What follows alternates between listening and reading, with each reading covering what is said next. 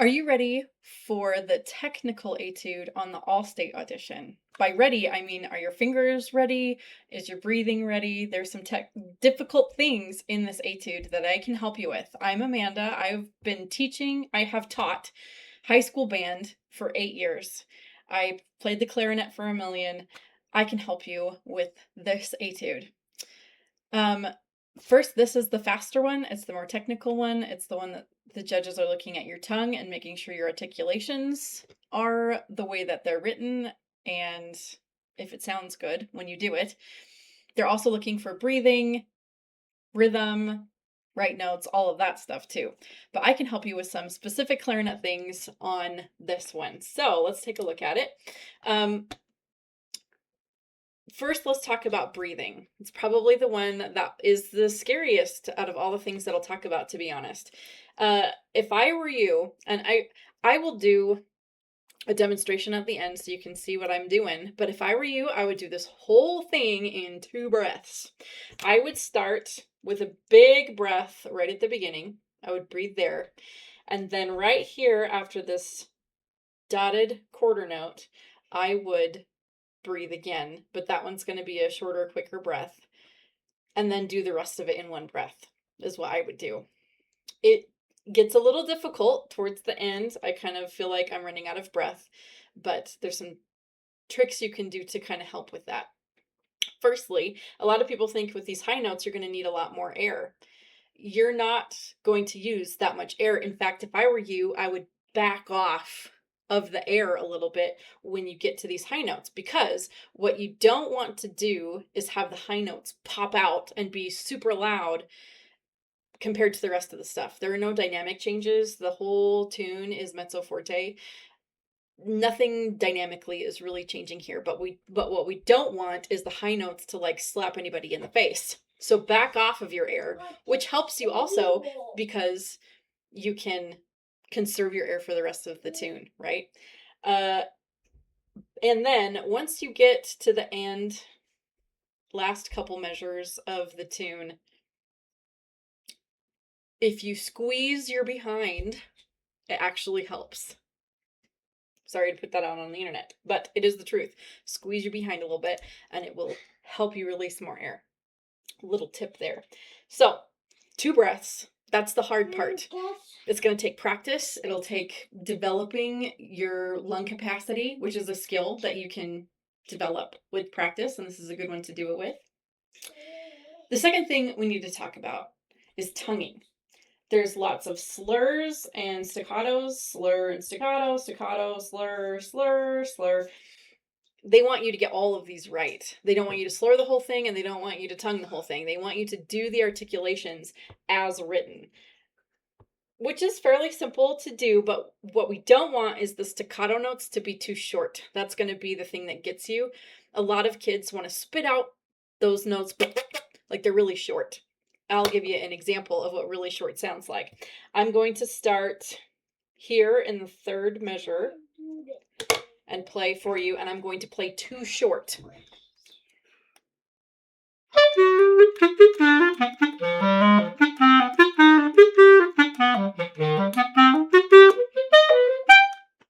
That's too short. It sounds like dit every time I play. Dit doo doo dit dit dit dit dit dit dit dit dit.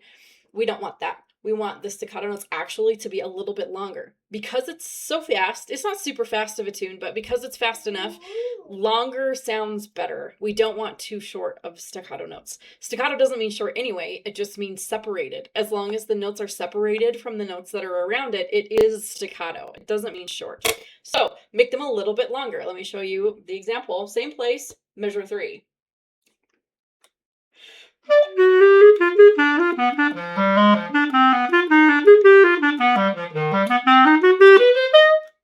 You can still hear the tongue and that it's happening, but it doesn't sound like it just sounds like you're spitting out the notes when you do it too short.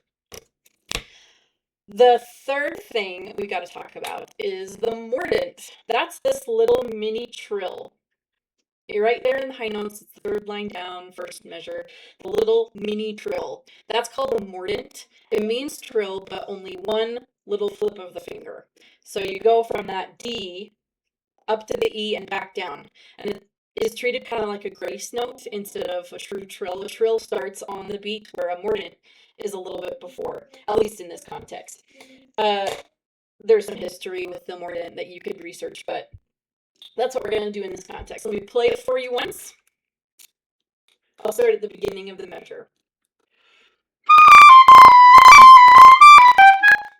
Just a little flip of the fingers. Dia, dia, bria, da, da. And it is a grace note in this case. And also, high notes, don't let them be too loud. Back off on your air. Conserve your energy to save your breath. If you must take a breath, though, I would do it somewhere around here, like the Hemiola section. Let me give you an example. If you need to take a breath, do it in the third line and do a really sneaky one. I'll start at the beginning of the third line, and I'll take a sneak breath.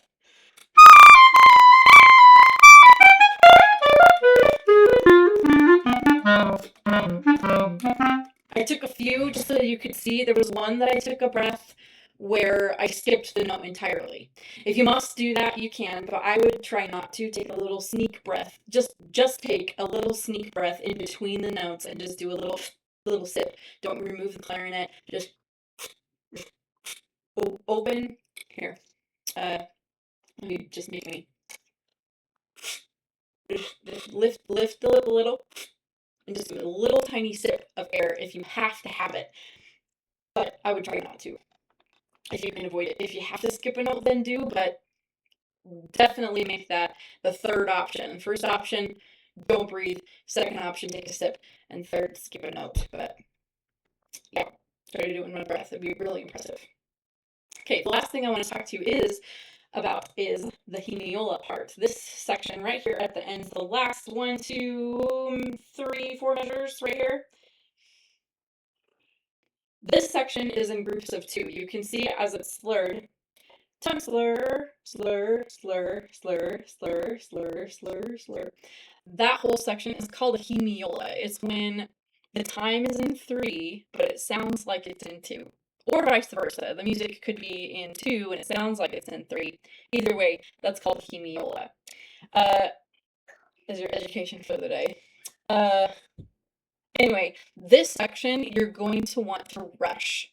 And when you do your audition, you're not going to have a metronome with you. So you're going to have to be your own metronome internally and make sure here is where you don't rush. You might want to, especially if you're trying to do it in one breath, but don't do it. So let me show you this section. Third line, second measure. I'm going to start there, and we're going to do it with the metronome, just to demonstrate.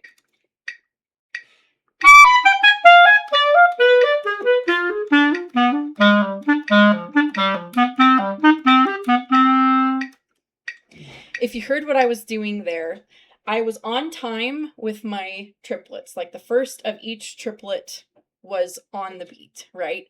But the accent that I was doing was at the beginning of each group of 2. Beat da da beat da beat da dee da dia dia dia. So it really emphasizes the group of 2, but you still are doing it in 3. A really good exercise would be to hold on a moment. A really good exercise would be to clap the beat and sing the part, and it would help, and especially do the accents while you sing. Dia dia dia dia dia dia dia dia dia dia da da.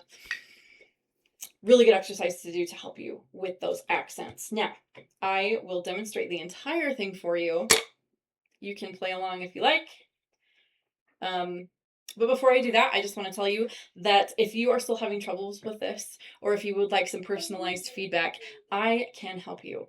If you email me at clarinetfeedback@gmail.com, send me a video of you doing this, preferably a video. If you send me just an audio recording, I'll deal with it. But I'd like to see what you're doing, see what your fingers are doing, and see your face, that kind of stuff. So if you can send me a video, email it to me, and I will send you a personalized video back to help you. So here is my demonstration of track number 3 for the Idaho All-State Audition.